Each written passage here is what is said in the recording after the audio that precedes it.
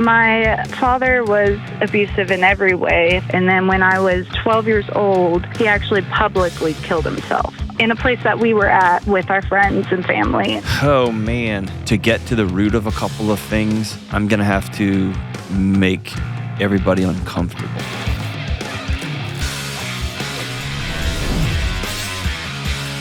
What in the world is going on?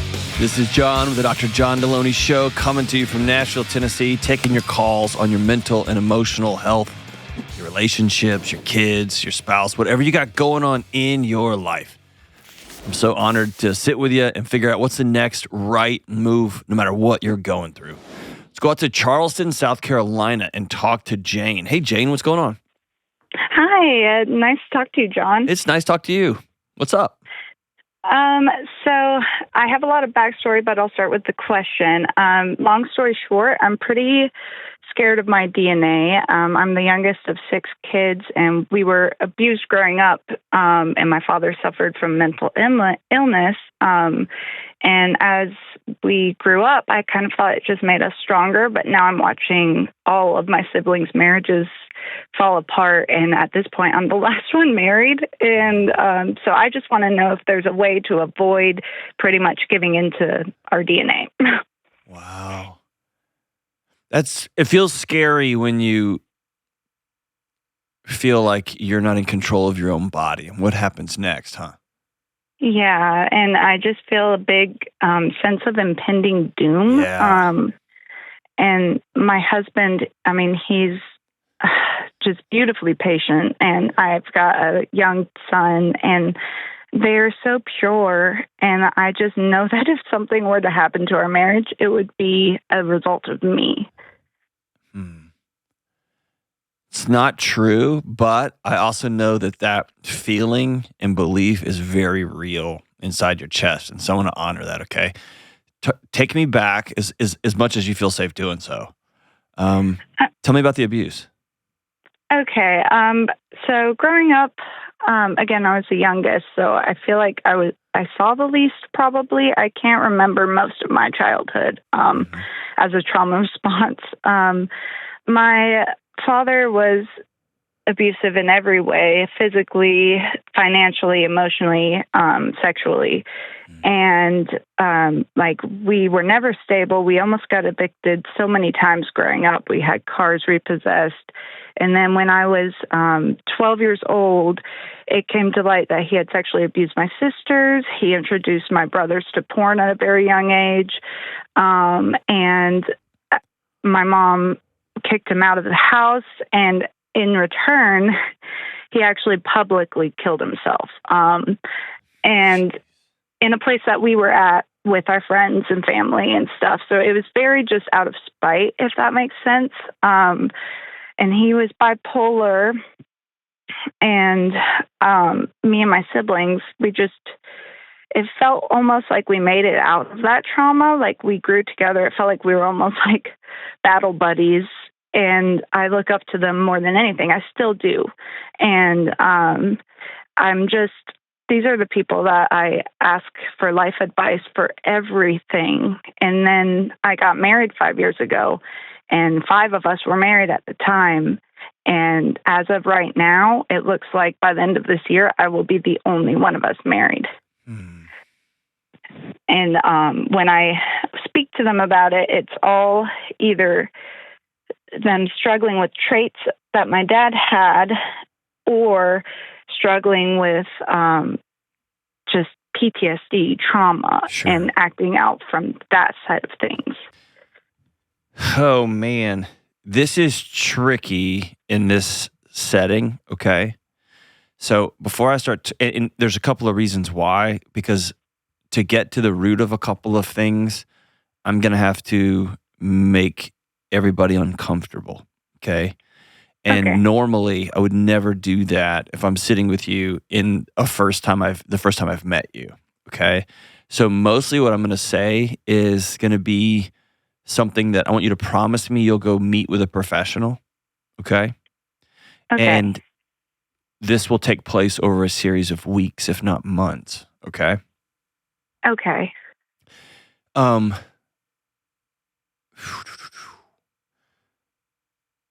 I'm going to say it this way, okay? And I'm going to oversimplify it, but what I hear in front of me is a woman who needs some peace because she's scared of herself. Right. And I want you to know that fear is very real and it's right. You have seen and experienced things that no child should ever see or experience, okay? Okay. I also, and this is going to sound crazy, what I'm saying right now, okay? There will be time for anger and deep, deep rage, but I want to flip something around for you so that you can do the most important thing for you and your family right now, which is you begin to heal. And so I want you to think of dad's suicide less about a last hurrah, screw you, middle finger to the family, and more of how old is your little one? He's 2. Okay. Imagine if he crawled out of his tiny little race car bed and he was sick and he didn't feel good. And he ran into your room and said, "Mommy," and then he barfed everywhere. Okay? We wouldn't get mad at him for that. It would be awful. We'd have a big mess to clean up and everyone would be frustrated. But we're not going to get mad at somebody who's sick and just explodes everywhere. Okay?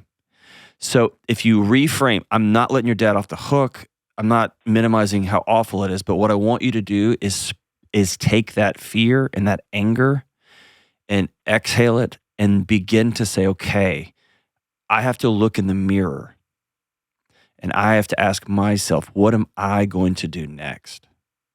And constantly looping back to dad means he still has his hooks in you. Right. And so if I say, dude was sick, he wasn't well, he did some evil, awful things when he was sick. Now, as you begin to heal and you begin to stand up tall, God Almighty, yes, the rage will be right, the anger will be right, and you'll be with a professional to process that stuff. But I want, as early as possible, to unhook him from this sense of destiny that you feel like you have, that you've been cast into, okay?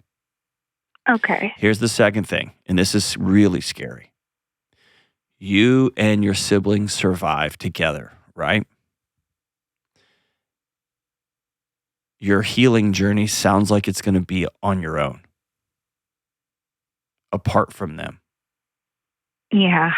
And that's terrifying because you guys all banded together while y'all were floating out at sea when the ship that was supposed to carry you from childhood to adulthood sank right in front of you. And they're on a different trajectory than you are right now. And your healing in many ways will feel like abandonment. Or your great marriage will feel like a slap in their face, right? Yeah. Yeah, I get that part already. Okay. And so, and by the way, I spoke wrong. Your healing will not be alone, but it may not be with them. And that means you have to go do something that is terrifying for your nervous system. And that is go find new people to trust. Yeah. And talk to me about how scary that feels. It is scary.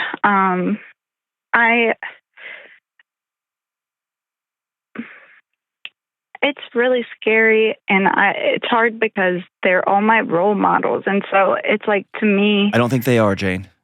I don't think they are. I just feel like they're the strongest people I've ever met. So if they can't get past this, then I don't have a lot of hope for me. I would suggest that they're making choices on a day-by-day basis. Yeah. And that actually feels scarier. Because the next question is, you mean they're choosing this life?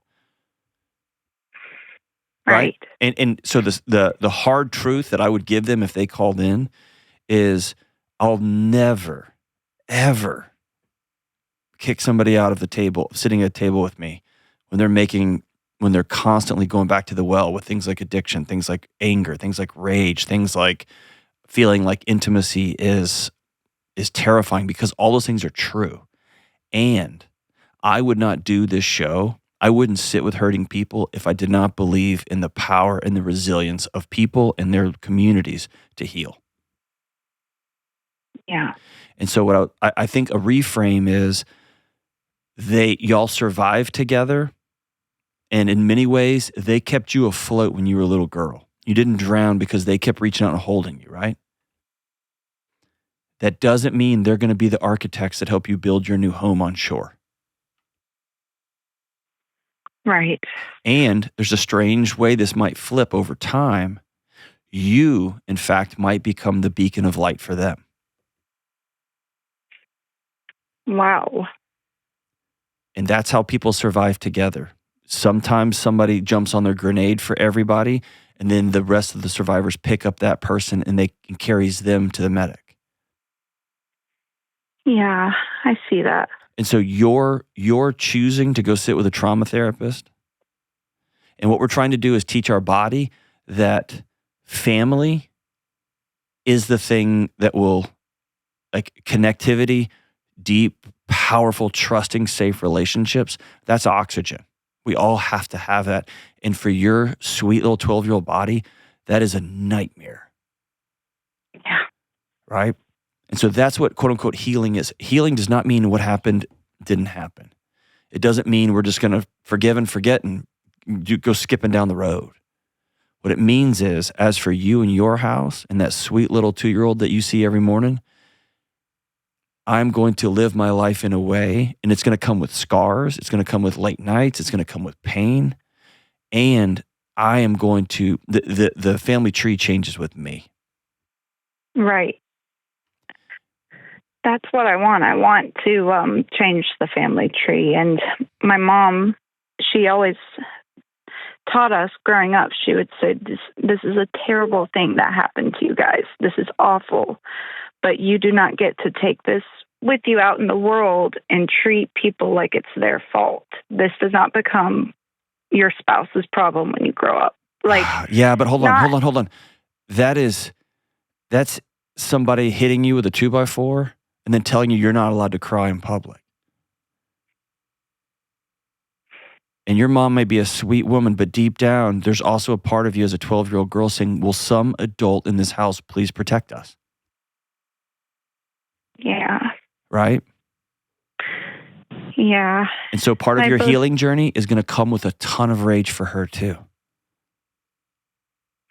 That's hard because to me, she's a superhero. I know. But do you hear how this is how trauma works? It disconnects you from yourself, from your memories, from your identity. And then which tells your body, you are not enough.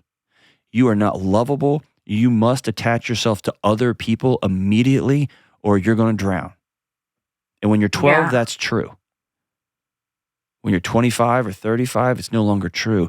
And those same attachments will sink you. Yeah.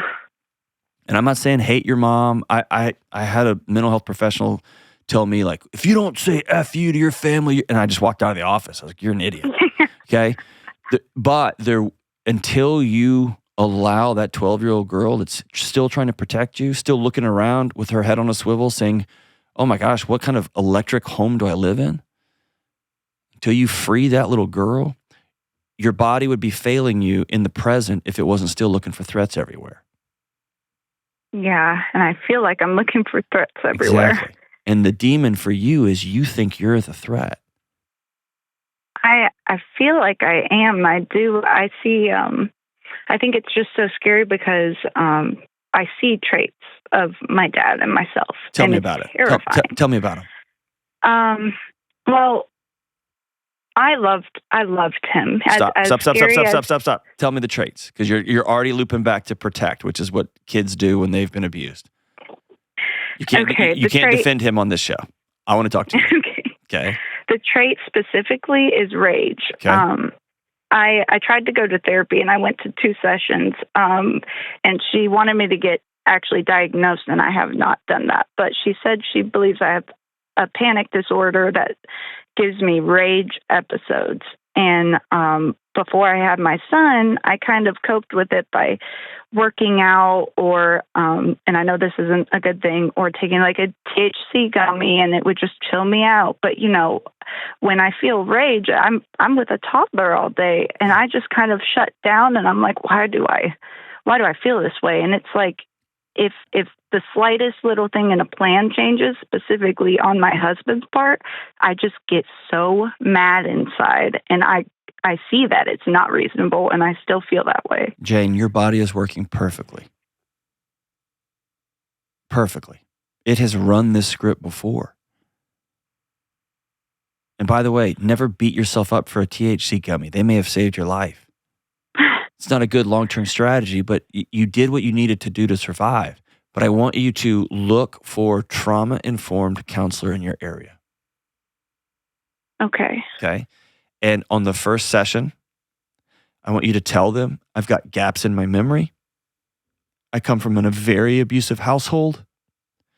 And my father died by suicide right in front of all of us in a public spectacle. And my mom said we weren't allowed to tell anybody or show anything because it was going to be unfair to other people. And then the next thing I want you to say is, I'm here because I want to learn to be comfortable and at peace in my own skin, because this stops with me. Exactly. And if a therapist is like, well, let's go through it, you feel free to say, hey, this isn't a good fit for me. Okay. Can I tell you this? I did not go through nearly the chaos that you've been through. I wouldn't even imagine to know what that was like. But I'll tell you, I've done a lot of trauma healing, and I don't have a diagnosis. My therapist didn't start there. I love that. Okay. I don't want to be put under a microscope in that way. Okay. And feel free to say that out loud. And if you're using insurance, they may say, we got to put something down here so that they can get paid, which is fair. That's the world they're stuck in. And if you're able to pay with cash, then you can say, I'm going to pay with cash and I don't want a diagnostic written down. And they'll go, great. Okay. Okay. I will look into it. But that's going to be the place you start. There will be time when you're going to go back through some of this nonsense. But more importantly, you're going to get some real life tools for when I get angry, I'm going to exhale. My anger is not wrong. My husband's still great, even though he keeps leaving those little stupid hairs in the sink when he shaves. And my babies too, they're supposed to cry all night. They're supposed to have diarrhea on my dress as we're walking out the door. Like they're two, and I'm going to feel that anger, and then you're going to learn some really important skills. And here's my promise to you, okay? My promise is if you'll plug into the skill set, the practice of learning new things, over time, you will change your body's default setting, where it will go from rage and lashing out to grace, to annoyance. Okay? I hope I can get there. Listen to me. I was going to say look at me, but you can't because we're on the phone. Listen to me. I want you to change your language starting today. I will get there. I'm going to get there. And it's going to be like a roller coaster. It's going to be ups and downs. And if you're keeping a scorecard on yourself, you're always going to see the negative things. Why? Because your whole life, the people who are supposed to love you only looked at the negative things. Yeah. You are going to have to outsource some of that to your husband, to a counselor, to a couple of girlfriends in your local area that are just good friends that will have coffee with you. You're going to have to practice safe relationships. Listen, the gates of hell are in front of you. This is not going to be easy. But I'm telling you, on the other side of this, it will be worth it. I believe you, and I can barely see what it's going to look like on the other side, but I'm excited. Awesome. Here's the last thing I'll tell you. When I put my head down on my pillow last night, guess how long it took me to fall asleep? Less than a minute. Like, really? And that's what I'm telling you. I promise you healing is on the other side of this. Wow. Yeah, it takes me like an hour and a half. I know. Because closing your eyes isn't safe. The people who love you aren't safe. And that's your body working exactly as it was raised to act. Wow. Thank you. Cool. Cool. You absolutely lifted my spirits today. I love talking to brave, powerful people who are standing at the threshold of what's going to be a really tough journey, whether it's dealing with trauma, whether it's losing weight, whether it's dealing with whatever's in front of you, and saying, I am worth being well. I'm worth the hell it's gonna cost for peace, for me, and for everybody who comes after me. Jane, you call me anytime. It's been a high honor to get to talk to you, and I'm super, super grateful for your vulnerability. You're awesome. When we come back, a woman asks how to tell her daughter that she doesn't know who her father is. If you're looking around at the culture and you're having a hard time knowing who to look up to, I get it. There's so much noise coming from so many different directions, and it can be hard to know who to trust. It can be hard to know who to follow. But there are examples of people who can teach us, and these folks have been inspiring us with their wisdom and their faith for centuries. These aren't influencers. These are real people from history. And that's why I'm excited to tell you about one of Hallow's biggest prayer challenges, and it's back this month. It's called Saints in 7 Days. The saints we honor aren't just stained glass paintings on church windows.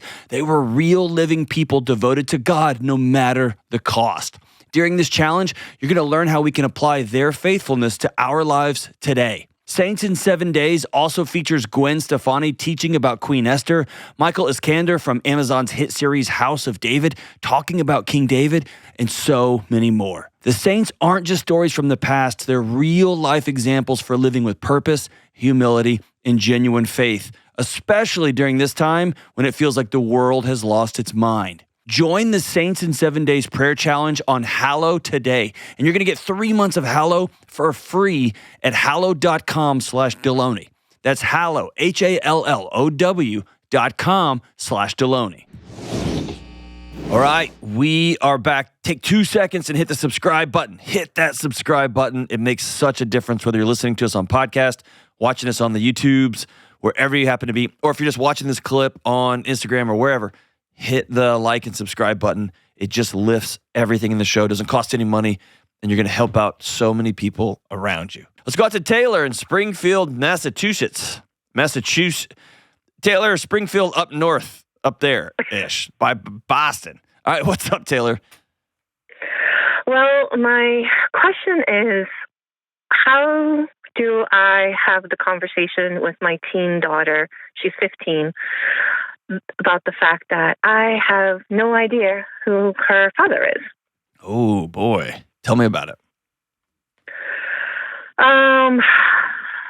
Long story short, I am a child of trauma. Both my parents were drug addicts, the majority of my beginning life until about age 30. As such, I found validation and comfort in intimacy with lots of people, and I wasn't necessarily caring so much about safety or anything like that. And so that's kind of how I was living my life. And I found out I was pregnant very traumatically as well. I was sick for a long time and couldn't figure out what I was sick from, and went to my doctor, and he sent me to get a CT scan. And guess what they found on the CT scan? And it was very traumatic. So the doctor comes rushing in like, hey, you don't have cancer, but you are well past your first trimester. And I started freaking out and everything, and then went to an actual doctor to get everything checked out. And it turns out she was already 6 months pregnant. I mean, I was 6 months pregnant. She was already 6 months along. You got a CT scan before they gave you a pregnancy test? They, my primary, I was continuing to have my periods. It just really wasn't even something that was even on my radar, and my doctor just never, I did. And so I went back to him first and he thought it was food poisoning, and then he thought it was acid reflux. And I think they've given me pregnancy tests at the ER before. I thought they just gave every person who walks in a pregnancy test, but maybe just not in your world. All right, so does your 15-year-old know, quote unquote, a dad? Is there a man in her life that she calls dad, or have you been raising her as a single mom? I've been raising her as a single mom. She does have a male role model. Okay. I do have a son who now is 28.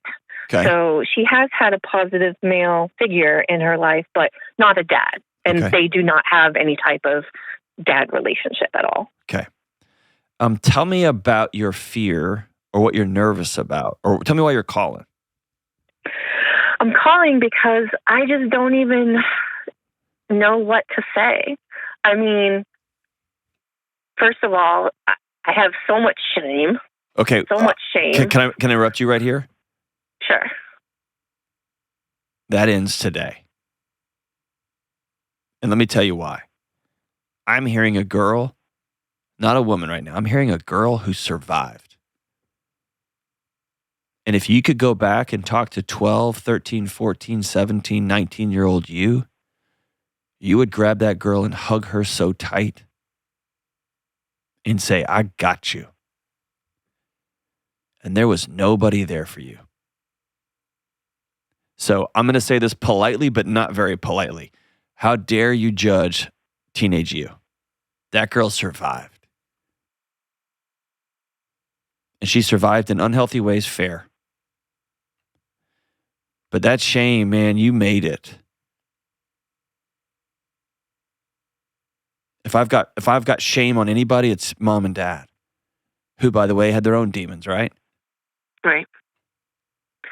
I mean, I've forgiven them. I've done No, but you haven't forgiven you. That's really hard because I was an adult and I knew what I was doing, and I just, it was about survived. Self-medicating, basically. Yes. Yes. And what picture did you have in front of you? Drugs. In terms of alcohol, abuse. Yeah. That's the roadmap you were handed for what to do when life feels really heavy and you feel disconnected from the people who are supposed to love you and give you connection the most. So yes, you're an adult. Yes, you got to be responsible for your actions. And by the way, you have been. You raised an amazing 15-year-old girl, right? Yeah. You've been responsible. But I'm not going to beat up a 24-year-old or a 22-year-old for listening to her screaming body saying, I need somebody to connect with, and doing it in unhealthy ways because I didn't have unhealthy patterns. I didn't have any healthy patterns in front of me. Because listen, if I'm you, I'm going to sit down with my 15-year-old daughter and say, I've got to tell you about my life. And this is going to be hard to hear, but it brings me to this moment. And your daughter's 15. She knows a lot and she feels a lot, right? I have a 15-year-old. They're way smarter than I was at 15. I hear what you're saying, but it's hard to feel it because I know. she's just so young. Like, she's not even, like, I feel when I was 15, I was so much further ahead in life than she was. You had to be. You had no adults. Yeah. You had to be. You didn't know where your food was going to come from. You didn't know what other strange guy was going to come walking through your house. You grew up way too fast. And that's not something to be ashamed of. I'm telling you right now, I don't lie on this show. I'll be the first to say I screwed up. I'll be the first to say I don't know. I am hearing an incredibly brave and strong woman who had a whole bunch of other options other than I'm going to raise this young girl as my own. And you've scratched and clawed, and now you have what sounds like an amazing 15-year-old kid. Is that fair? That's fair. Okay. She's pretty amazing. Are you worried about her being sexually active? No, definitely not. You're worried the opposite? You're like, you need to hold hands with somebody. Yeah. Yeah, kind of the opposite. She's she's 15 and she's into anime and Yu-Gi-Oh and, that type of stuff. But Has she asked you about her dad? I want to say twice in her lifetime she's asked kind of a question. One time she asked, do I have a dad? And I basically, anytime she's asked a question, I've just sidestepped it. All right, and here's what she gets from that. She gets that mom doesn't think I can handle it. Mom's keeping secrets from me, so there must be something wrong with me. And by the way, when she's 7, that's a lot to handle. 15, you better believe it. It's past time.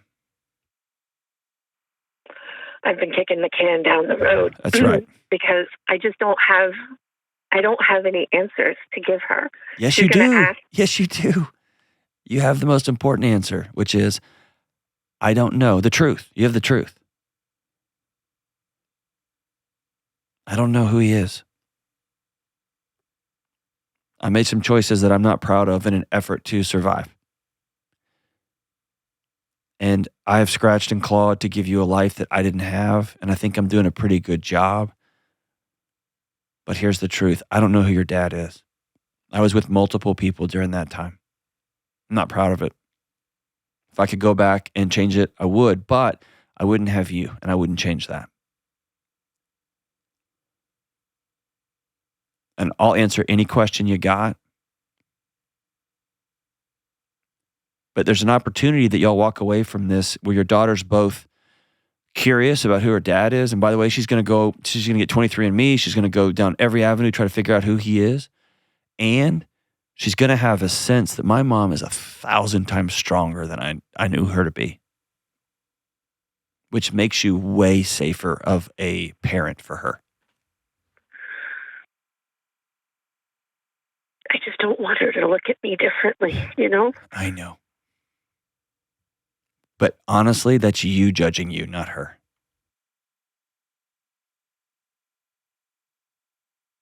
And I would ask you, don't put your judgment of yourself onto your 15-year-old little girl.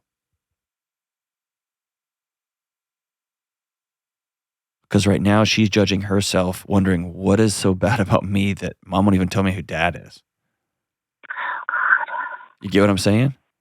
Yeah. This is how it just repeats itself and it repeats itself.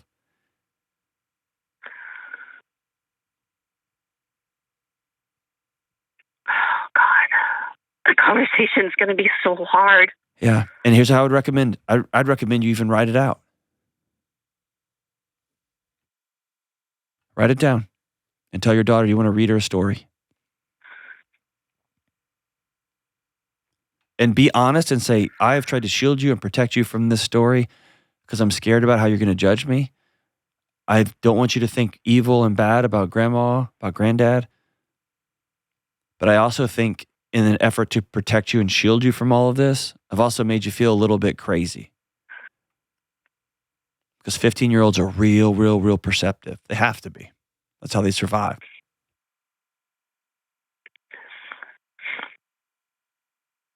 And maybe you say, I'm going to read this out loud, and then I want us to go for a walk. And while we're going for a walk, I want you to think of all the questions you have. And then we're going to circle back and we're going to talk about it. And by the way, this won't be a one and done thing. This will be you cracking open the door or blowing the door wide open, one of the two.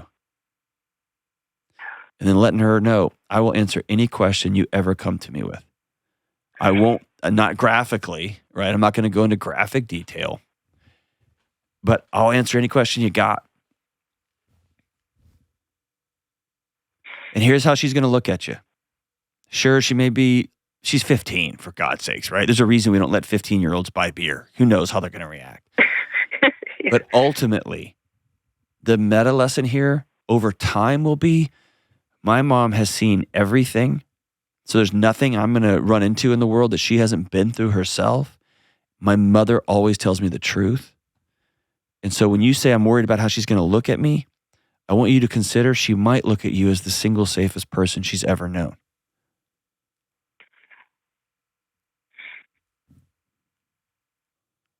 God, that sounds so hard to live up to.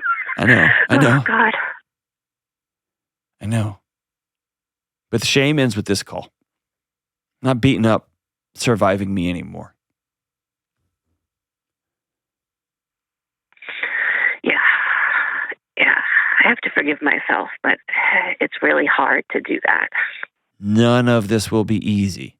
All of this will happen in time. You have a choice as to whether you participate in what happens next or not. But I've dealt with a lot of 18-year-olds who walked out of mom and dad's house and never went back because it wasn't a safe place to go. It wasn't a trustworthy place to go. And I don't want that to be your story too. Thank you so much for the call, sister. Go do the next right thing, and it's going to be tough. Go do it anyway. We come back, there's a man struggling with the stresses of medical school. We'll be right back.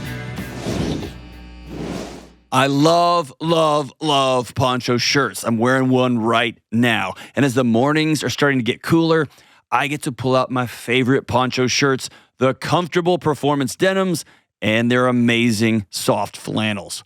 Poncho's performance denim has that soft, broken-in feel like you've worn it 1,000 times, but it still looks sharp. I wear them to dress-up events, and I wear them on stages all across the country. It's got a touch of stretch, so it moves with you, not against you. And the poncho flannels, you can get them in original or Western styles, and they are guaranteed to be the softest shirts you have ever owned. They're medium weight, yet somehow they're both durable and comfortable. I don't know how these wizards do it, but poncho shirts are amazing. These flannels keep me warm without overheating, and they're perfect for layering. Poncho shirts are built for real life. They wick away sweat, they dry fast, and they hold up to whatever your day throws at you. They come in slim or regular fit so you can look nice wherever you happen to find yourself. This fall, look sharp and stay warm in poncho denims and flannels. Head to ponchooutdoors.com/Delony and get $10 off your first order when you sign up with your email. Check out a few of my favorites like the Laramie and the Matamoros and more. That's ponchooutdoors.com/Delony. All right, let's go out to welcome to Miami and talk to Matt. What's up, Matt? Hey, Dr. John, how you doing? It's so cool to talk to you. I'm good, man. How are you? I'm good. I'm a little nervous, but I really appreciate you having me. Thank you. Absolutely, man. What's up? So I'm in my second year of medical school, and it's probably not the most stressful time of my life ever, but it's getting up there. It's pretty close, man. Yeah, it's brutal. I mean, I love it, but it's just very stressful. And it's more of a consistent stress and like more consistent in my life than I've ever had before. Over like a long period of time. Like it's been going on for over a year now. And I'm finding myself just falling into like these horrible habits that I've had for a long time, but they're really manifesting now because it's been so chronic.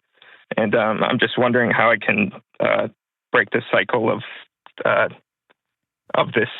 these habits and develop better coping strategies, I guess, for dealing with the stress.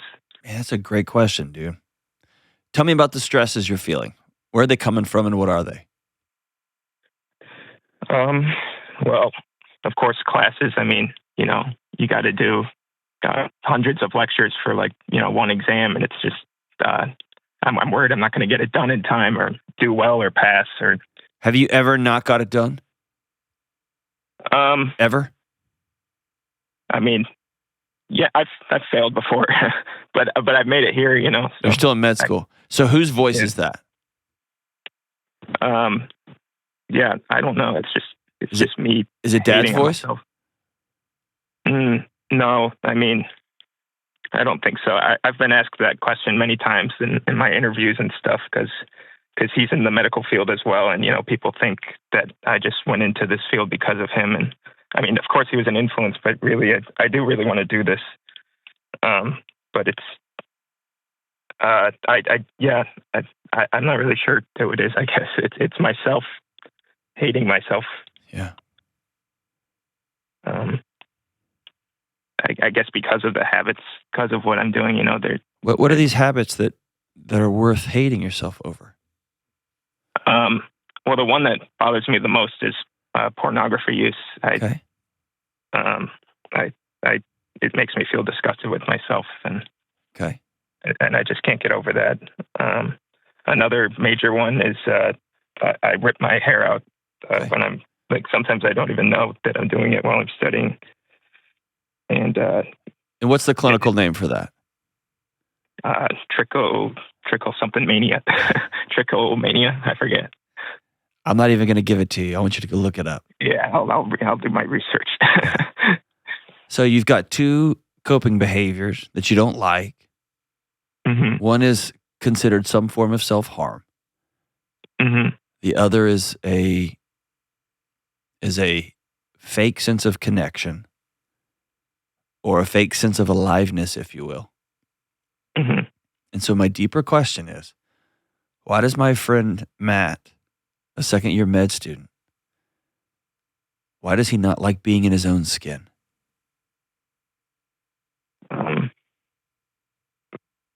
Why are you trying to escape from Matt? I don't know. I've always been a procrastinator. I mean, I always just I just see anything that stresses me. It's not just med school. I mean, any stress. I know that's actually what I'm getting at. I know this is not medical school is the gas that's getting poured on an already existing fire. Yeah. And so I'm trying to get to the root of the fire. Who lit that fire? I don't know. I'm not sure. Okay. It's been, I guess it's been like that for a long time. Have you sat down and talked to your dad about it? About my stresses? About your pulling out your hair when you get stressed without even realizing it? About your pornography use? About your feeling like you don't want to be in your own skin? I didn't talk to really anybody about it. Okay. And yeah, that's probably part of the problem. I would say that's the chief problem, because here's why. Secrets will kill you. Literally. Mm-hmm. Yeah. Think of all of these extrinsic behaviors, these actions that you're doing. Think of those as teeny tiny release valves on a steam engine. Mm-hmm. The pressure builds up so much. And if there's not a place for where it is regularly released, it will explode. Yeah. And yeah, I should probably talk to somebody about it, I guess. Yeah, I don't even talk to my friends about it or anything. I know. So.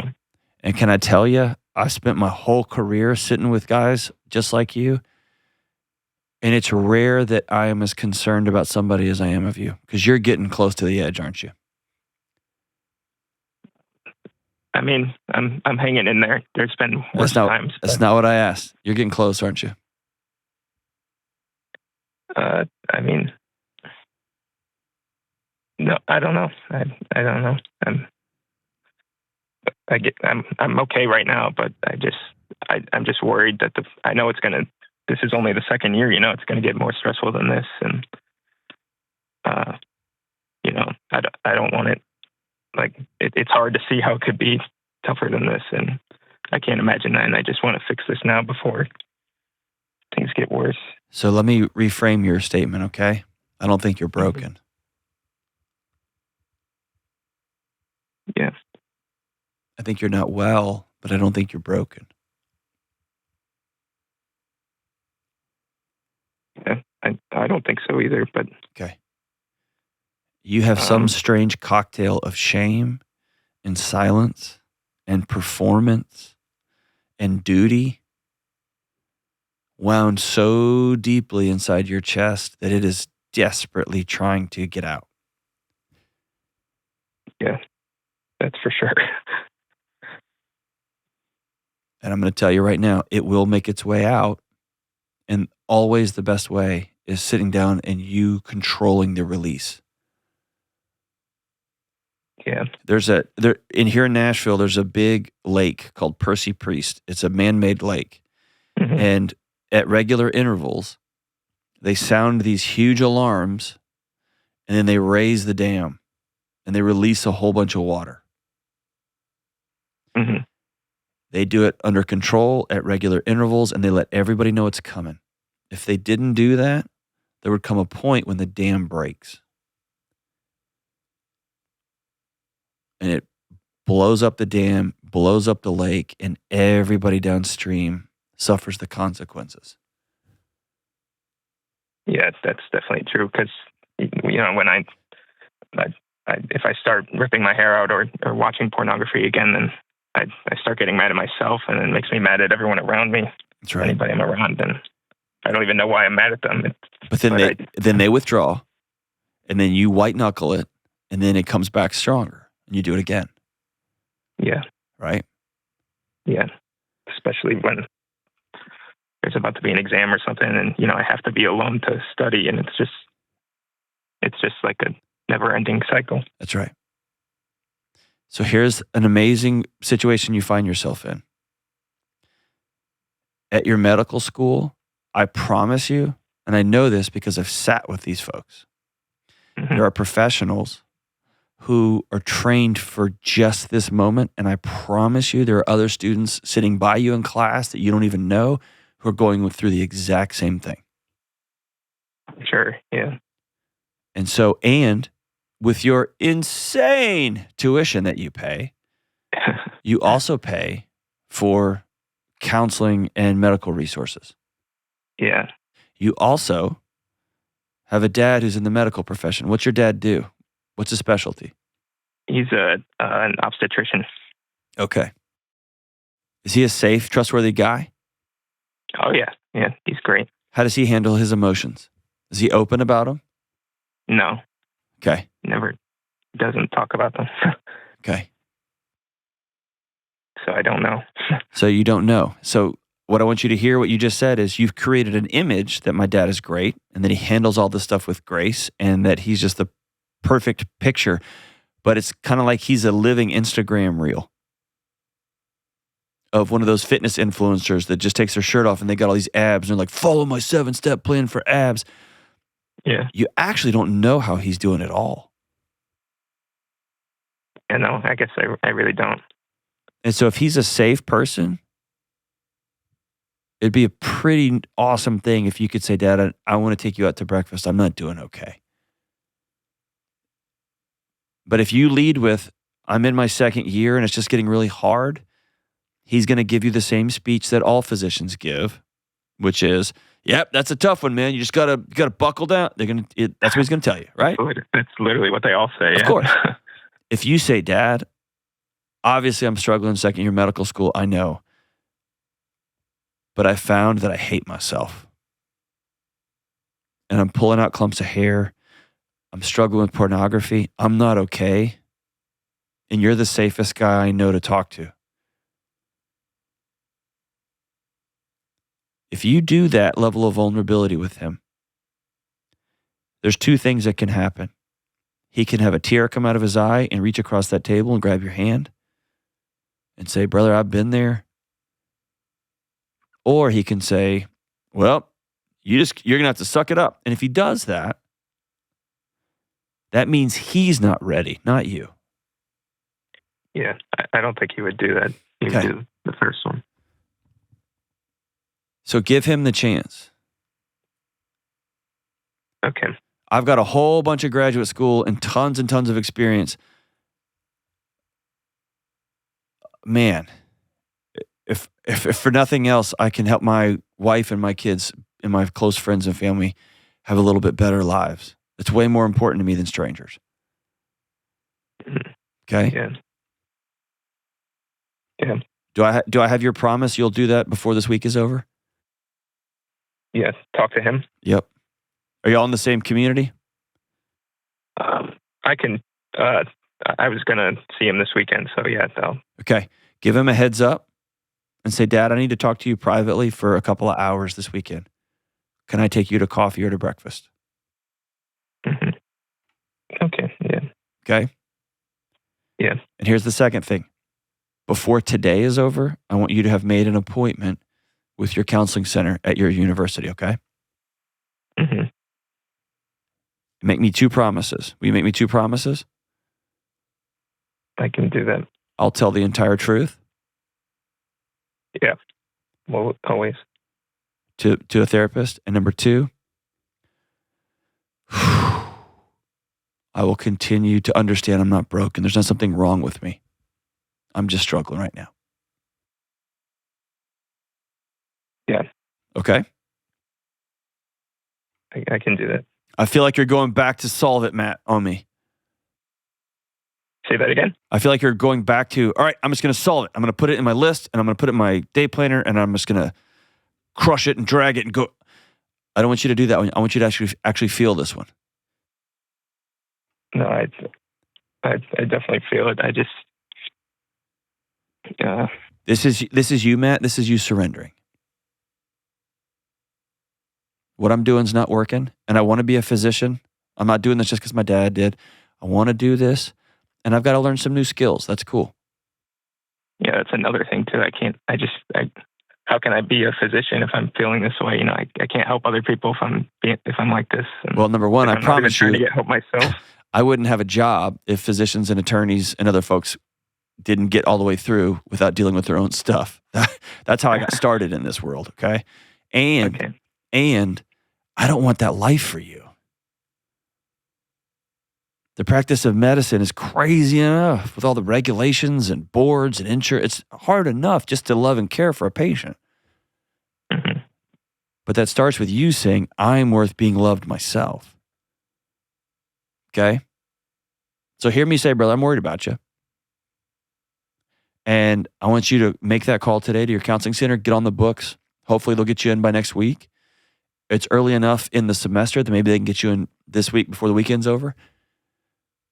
And then I want you to let your dad know, hey, I want to talk for a couple hours in a private conversation that we've never had before.